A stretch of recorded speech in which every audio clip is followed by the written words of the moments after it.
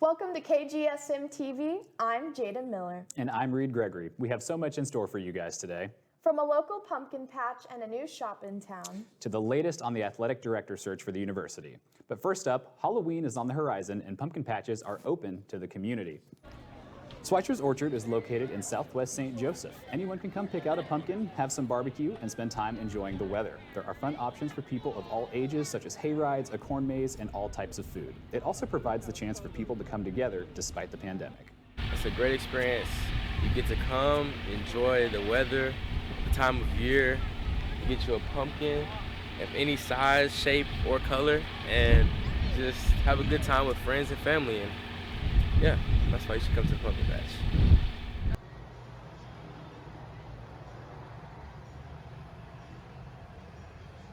If pumpkin picking isn't your thing, another family fun outing is Putt Putt. Cool Crest is one of the oldest mini golf facilities in the country and is one of 2 courses in St. Joseph.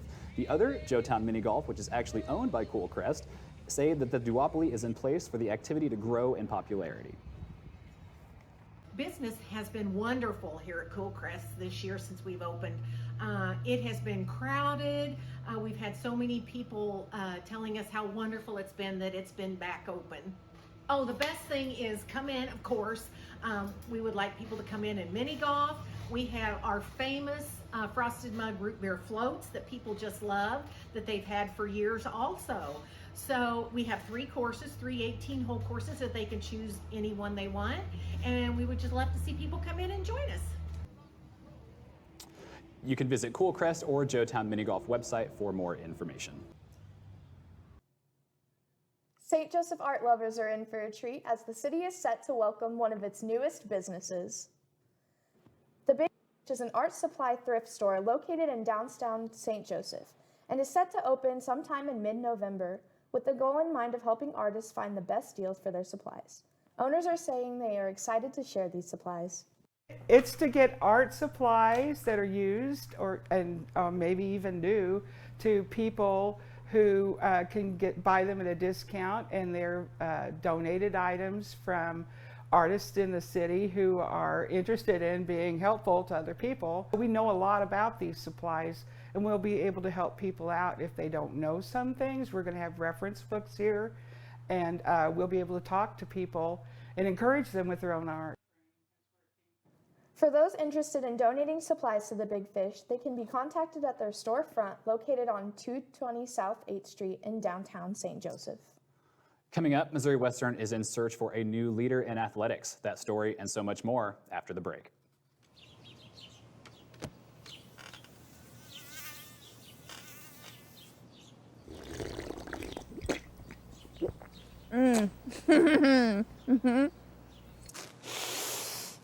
You know, you can tell a lot by a person's blood. I am getting touches of German heritage, Italian heritage, and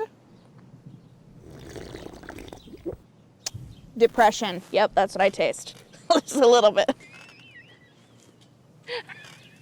Got uninvited mosquitoes? Call Preferred Pest. Welcome back. It is no secret that program cuts have rocked Missouri Western over the past year. One group of students have found a way to adapt and thrive. Our Kendall Edwards has the story. Program cuts have affected many faculty and students on campus, and the foreign language program is one of them. The foreign language program initially held a faculty of 5. Since the phase-out process, the English and communication faculty have been teaching out the program. Spring before last is when we experienced all the cuts, and so that's when we started planning on the phase out. Many students who had goals to obtain a foreign language degree were compromised to transfer to schools such as UMKC or finish their degree in the phase-out process. The Latin American students are another example of people affected by the decision. I found out that the Spanish department was completely removed from Mo West, so that really took a hit to me because now we don't have any sort of Hispanic representation here on campus. So I said, okay, now I really gotta try to do this and really try to start activating everything. Marion took on the responsibility to reactivate the Association of Latin American Students. But getting the organization reactivated was a long-standing battle due to COVID restrictions, finding an advisor, and locating members. I feel like it will bring a lot more culture to the university, a lot more awareness, in education. The organization is set in the first meeting, and they plan to educate the public on Latin American culture and create a comfortable environment for the unrepresented.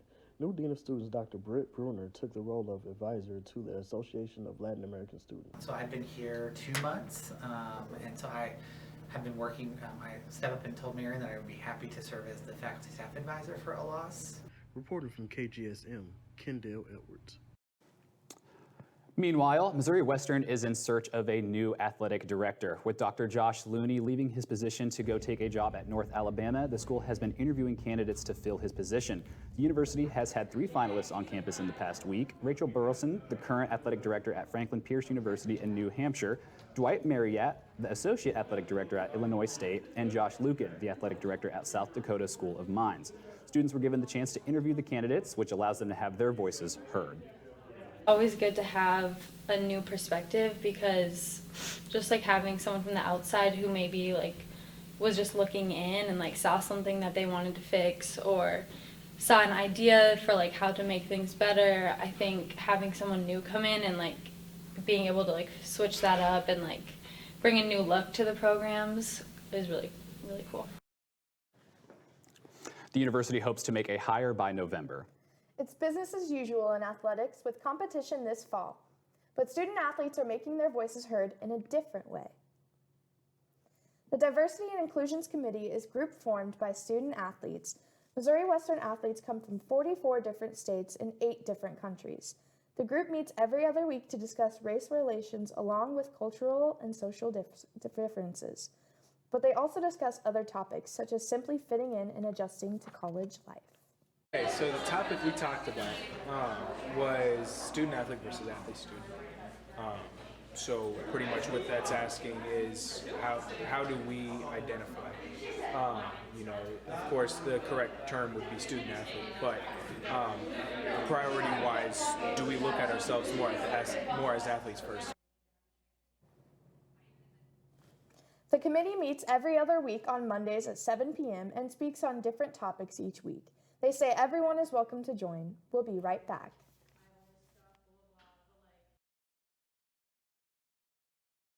A leading problem I've faced is a misunderstanding on the part of students of the importance of academic advising. They miss appointments. They don't make appointments. But what's most disappointing is when they come unprepared. Give me a student with a plan in their head, or better yet, on paper. We could talk about their interests, not just about their classes. We could discuss internships, classwork, grad programs. It would open the door to what advising is truly about. Can I help you? But instead, they come to me in a panic when they need to register because... I need to talk to you. I was trying to register for my classes, but it wouldn't let me do it because I need my PIN, and I haven't had time to set up an advising, so I don't even know what classes I need to take, so I just signed up for a bunch of random ones, and I'm going to drop them later. So can I have my PIN real fast, because I'm still logged into a computer in the lab.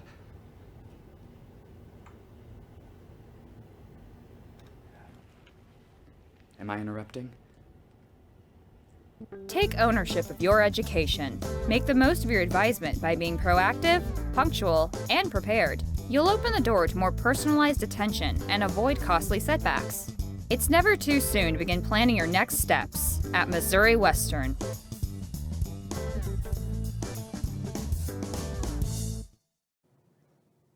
Welcome back. Clubs at Missouri Western are getting back into the swing of things. This past week, the Student Honors Organization hosted a tie-dye event. At the event, students got to know one another and discuss their semesters and the need for more upcoming events.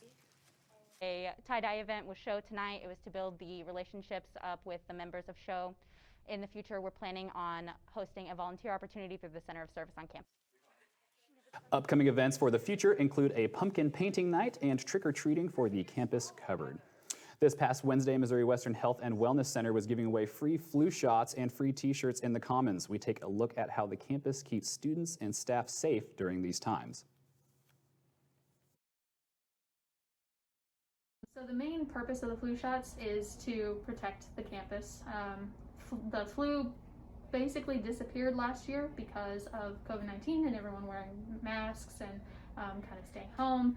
But this year they're kind of anticipating that creeps back up a little bit, so just want to protect the campus, protect the students. The thing that Missouri Western does to help keep our students safe and healthy is to offer as many wellness opportunities as possible. We make sure that students have access to COVID-19 testing, they have free access to flu shots, but also different educational tools that help them stay well.